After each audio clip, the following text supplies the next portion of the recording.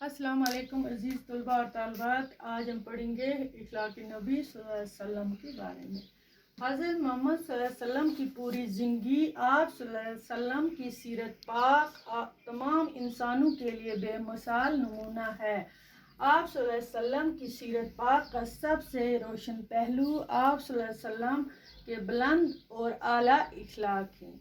आप सल्लल्लाहु अलैहि वसल्लम का खुल्क़ अज़ीम सबसे ज़्यादा मुतासर करता है देखो और आलम इंसानियत के लिए एक दरस है।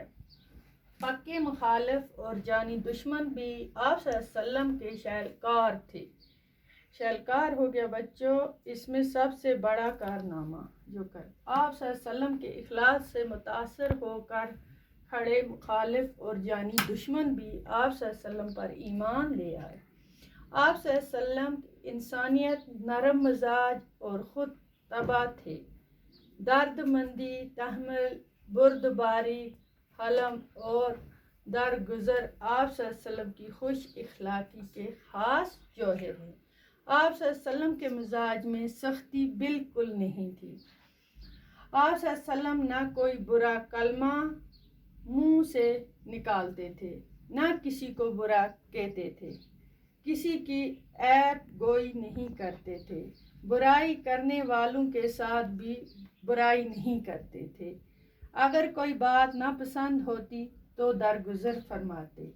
आप सल्लल्लाहु अलैहि वसल्लम मामले में कभी आप सल्लल्लाहु अलैहि वसल्लम को गुस्सा ना आया, ना किसी से इंतकाम लिया। आप सल्लल्लाहु अलैहि वसल्लम के अजीम और आला इखलाक के वाक़ात का गुलदस्ता इतना खुशनुमा है कि जहाँ से चाहें फूल चुन लीजिए। जहाँ चंद वाक़ात का जिक्र किया गया है, इससे आगे भी और हम आगे उनके इखलाक के बारे में पढ़ेंगे वाक़ात। तो आज तक इतना ही हमें आज का है सबक का, कुछ चंद वाक़ात का जिक्र किया हमने। तो आगे भी इंशाअल्लाह दूसरे पार्ट में हम पढ़ेंगे। तो बच्चों आज का इतना ही काफ़ी आपके लिए।